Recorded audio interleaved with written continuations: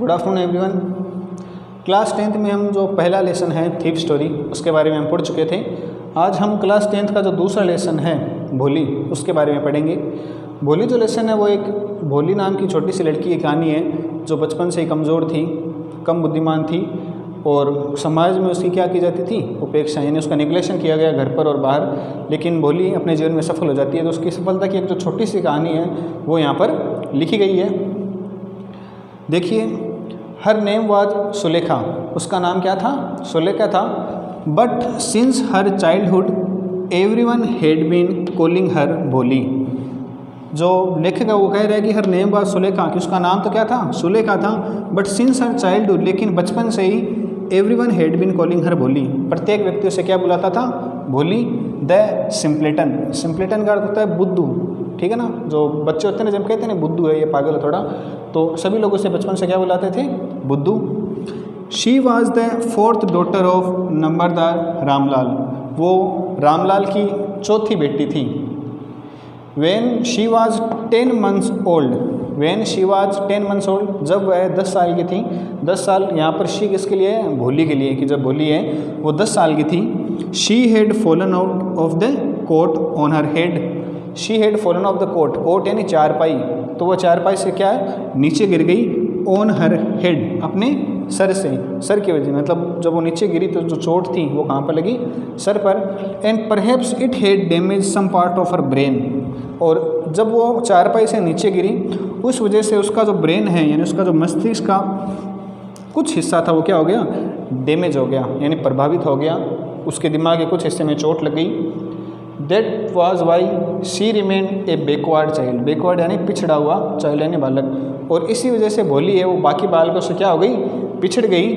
And came to be known as Bholi, और सब लोग उसे किस नाम से बुलाने लग गए? भोली द सिम्पलेटन। सिम्पलेटन का अर्थ क्या होता है? बुद्धू, यानी बचपन में एक छोटी सी घटना की वजह से उसके मस्तिष्क में एक चोट लगी, जिसकी वजह से उसकी जो मानसिक हालत थी वो थोड़ी बाकी बच्चों से असामान्य हो गई।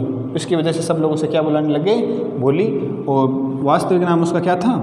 सुलेखा। तो यहाँ पर एक प्रश्न आपसे पूछ सकते हैं कि भोली का वास्तविक नाम क्या था और उसका नाम भोली कैसे पड़ा? तब आपको ये घटना लिखनी है आगे। एट बर्थ, जन्म के समय, the child was very fair and pretty, जन्म के समय जो भोली है वो बहुत ही सुंदर थी, खूबसूरत थी। But when she was 2 years old, लेकिन जब भोली कितने साल की हुई? 2 साल की। She had an attack of small pox, तब उसके शरीर पर किसका अटैक होता है? Small pox. स्मॉल पॉक्स बोलते हैं चेचक को, जिसमें शरीर पर जो पिंपल्स है वो हो जाते हैं छोटे छोटे। तो 2 साल की थी तब उसे चेचक का रोग हुआ। Only the eyes were saved, उस चेचक के रोग में केवल भोली की जो आंखें थी वो बच गई, यानी शरीर का जो बाकी हिस्सा था उसके पूरे हिस्से में क्या हो गया? चेचक। पर the entire body was permanently disfigured by black pock mark, और बाकी जो पूरा शरीर था परमानेंटली वो हमेशा हमेशा के लिए क्या हो गया? डिसफिगर्ड। डिसफिगर्ड यानी विकृत या प्रभावित, यानी उसके पूरे शरीर में क्या हो गई? चेचक के दाने हो गए। Little Sulekha could not speak till she was 5, अब जो बोली है उसकी आगे की घटना बताई गई है कि वो 5 साल तक क्या नहीं कर सकी? बोल नहीं सकी, यानी 5 साल तक वो कुछ भी नहीं बोली। And when at last she learn to speak, और आखिरकार जब 5 साल के होने के बाद वह बोलने लगी, शी स्टेमर्ड, स्टेमर्ड का अर्थ होता है हकलाना, तब बोली क्या करने लगी? हकलाने लग गई। यानी पहले बोली है जब वो 10 महीने की थी तब अपनी चारपाई से गिर गई, उसके बाद जब वो 2 साल की थी तब उसके शरीर में चेचक का रोग लग गया। 5 साल तक वो बोलना नहीं सीखी थी, और आखिरकार जब वो बोलना सीखी तब वो क्या करने लग गई? स्टेमर्ड यानी हकलाने लग गई। बात करते समय हकलाती, हकलाने का अर्थ होता है जो बच्चे रुक रुक कर बोलते हैं। The other children often made fun of her, made fun of का अर्थ होता है मजाक बनाना। द अदर चिल्ड्रन, जो दूसरे बच्चे थे वो उसका क्या बनाते थे? मजाक। एंड मिमिक हर, और उसकी नकल उतारते थे, यानी बोली जब हकला कर बोलती थी तब दूसरे बच्चे उसका मजाक बनाते थे, उसकी नकल उतारते थे। एज ए रिजल्ट, इसका परिणाम क्या हुआ? शी टॉक्ड वेरी लिटिल, बोली बहुत कम बात करने लगी, यानी वो लोगों से ज़्यादा बात नहीं करती थी, क्योंकि उसे ऐसा डर रहता था कि बच्चे उसका क्या बनाएंगे? मजाक। रामलाल हैड 7 चिल्ड्रन, रामलाल के कुल कितने बच्चे हैं? 7। 3 सन एंड 4 डॉटर्स, जिसमें 3 तो उसके लड़के हैं और 4 रामलाल के क्या है? लड़कियां। The youngest of them was भोली, और सबसे छोटी उनमें से कौन है? भोली है। It was a prosperous farmer, household and there was plenty to eat and drink. It was a prosperous farmer household. Prosperous का अर्थ होता है समृद्ध या संपन्न। जो रामलाल वो एक संपन्न किसान है जिसके घर पर plenty to eat and drink, खाने के लिए बहुत ही अच्छा है और पीने के लिए भी सब कुछ है, मतलब घर में किसी प्रकार की कोई भी कमी नहीं है। All the children expect Bholi were healthy and strong. All the children जितने भी बच्चे हैं एक्सेप्ट यानी के सिवाय, किसके सिवाय?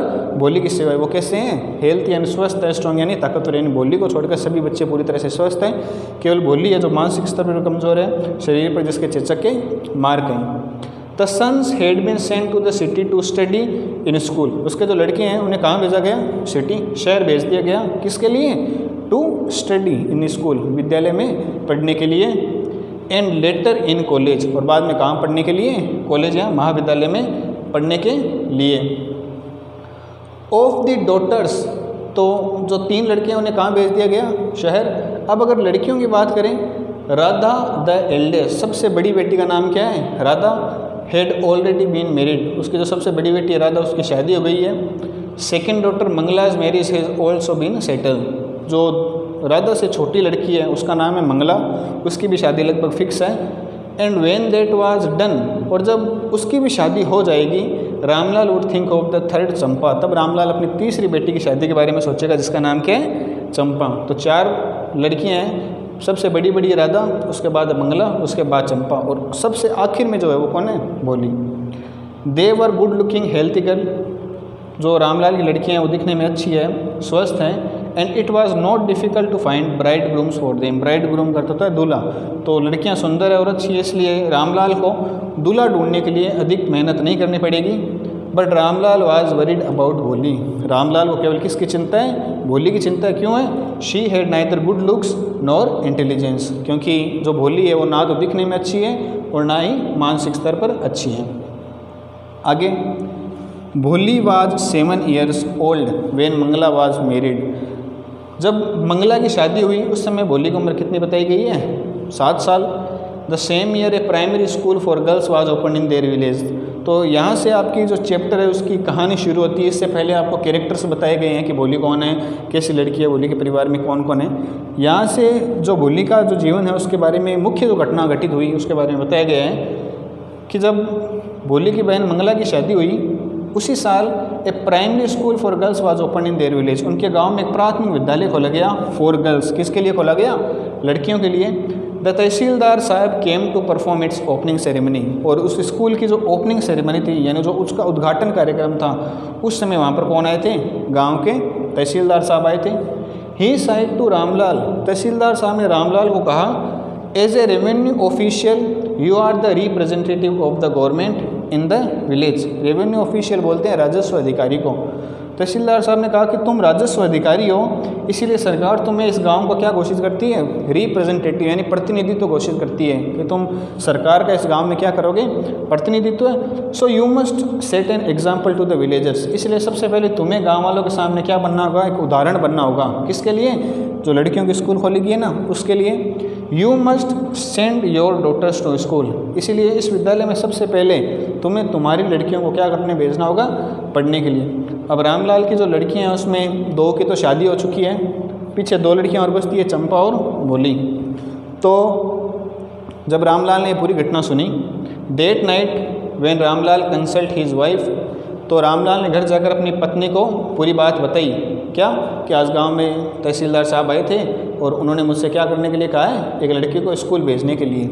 जैसे उसकी पत्नी ने ये बात सुनी, शी क्राइड, वो ज़ोर से चिल्लाई। क्या चिल्लाई? आर यू क्रेजी, कि क्या तुम पागल हो गए हो? If girls go to school, यदि लड़कियां स्कूल जाएगी, वू विल मैरी देम, तब उन लड़कियों से शादी कौन करेगा? ये सोच है वो किसकी बताई गई है? रामलाल की पत्नी की, कि अगर लड़कियों को हम स्कूल भेजेंगे तो उनसे शादी कौन करेगा? But Ramlal had not the courage to disobey the tehsildar. But Ramlal had not the courage यानी साहस। अब रामलाल के पास इतनी हिम्मत भी नहीं है डिसओबे द तहसील। डिसओबे का अर्थ होता है किसी की आज्ञा की अवहेलना करना, कि वो तहसीलदार साहब की आज्ञा की क्या कर सके? अवहेलना। एट लास्ट, आखिरकार, हिज वाइफ सेड, उसकी पत्नी ने कहा, I will tell you what to do, कि चलो मैं तुम्हें बताती हूँ तुम्हें क्या करना चाहिए। सेंड भोली टू स्कूल, कि तुम भोली को स्कूल भेज दो। As it is there is little chance over getting married, क्योंकि भोली की शादी होने की संभावना क्या बताई गई है, कम बताई गई है। विथ हर अगली फेस, उसका जो चेहरा है वो थोड़ा गंदा है, चेहरा गंदे का अर्थ है कि उसके चेहरे पर वो मार्क है, पोक mark. And lake of sense, और उसकी जो समझ है वो भी थोड़ी क्या है, कमज़ोर है। Let the teachers at school worry about him, तो उसके स्कूल के जो टीचर है ना वो उसके बारे में चिंता करेंगे, हमें उसकी चिंता करने की आवश्यकता नहीं है। The next day Ramlal caught Bholi by the hand, अगले दिन रामलाल भोली का हाथ पकड़ता है एंड सेड, और भोली से क्या कहता है, कम विथ मी, कि मेरे साथ आओ, I will take you to school, मैं तुम्हें कहाँ लेकर जाऊँगा, स्कूल। भोली वाज फ्राइटेंड, भोली पूरी तरह से डर गई। She did not know what A school was like, अब भोली अपने पूरे जीवन में कभी स्कूल नहीं गई है, तो जब उसके पिताजी ने उससे कहा कि मैं तुम्हें स्कूल लेके जाऊँगा, तो भोली डर गई, क्योंकि भोली नहीं जानती कि स्कूल क्या होता है, स्कूल कैसा दिखता है। शी रिमेंबर, उसे केवल एक बात याद आई, how a few days ago their old cow Lakshmi had been turned out of the house. Bholi को क्या कौन सी घटना याद आती है कि कुछ दिनों पहले उनके पास उनके घर में गाय थी, गाय का नाम क्या था, लक्ष्मी, कि थोड़े दिन पहले लक्ष्मी को ना घर से बाहर लेकर गए थे और सोल्ड, और लक्ष्मी को क्या कर दिया था, बेच दिया था। तो भोली को भी लगा कि शायद स्कूल एक ऐसी जगह होगी जहाँ पर मुझे बेचने के लिए ले जा रहे हैं।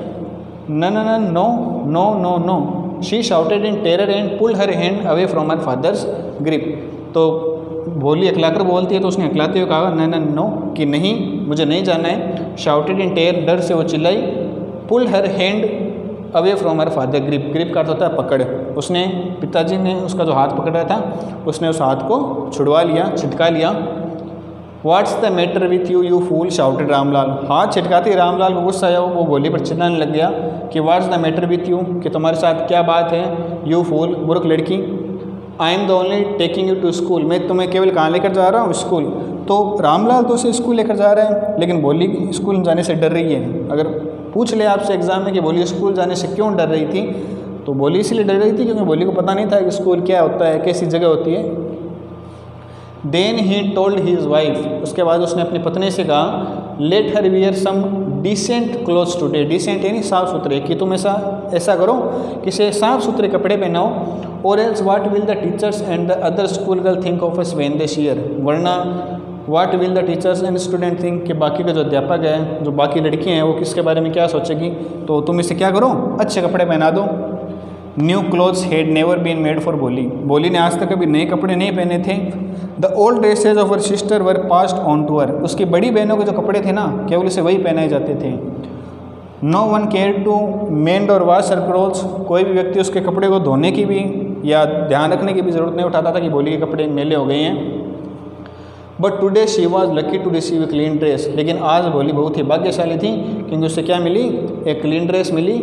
विच had shrunk after many washing, जिसे कई धुलाई के बाद रखा गया है। And no longer fitted Champa, और वो ड्रेस चंपा के भी फिटे नहीं आएगी, यानी पहली बार भोली को एक ऐसी ड्रेस दी गई जो परमानेंट उसी की है। शी वॉज इवन बाथ्ड, उसे अच्छी प्रकार से नहलाया। Oiled was wrapped into a dry and matted hair, उसके जो सूखे बाल थे उनमें तेल लगाया गया, यानी उसके चोटी बनाई गई अच्छे से। Only then she did begin to believe, तब जाकर भोली को विश्वास हुआ that she being taken to a place better than her home, कि उसे पहली बार एक ऐसे स्थान पर ले जाया जा रहा है जो कि उसके घर से क्या है, अच्छा है।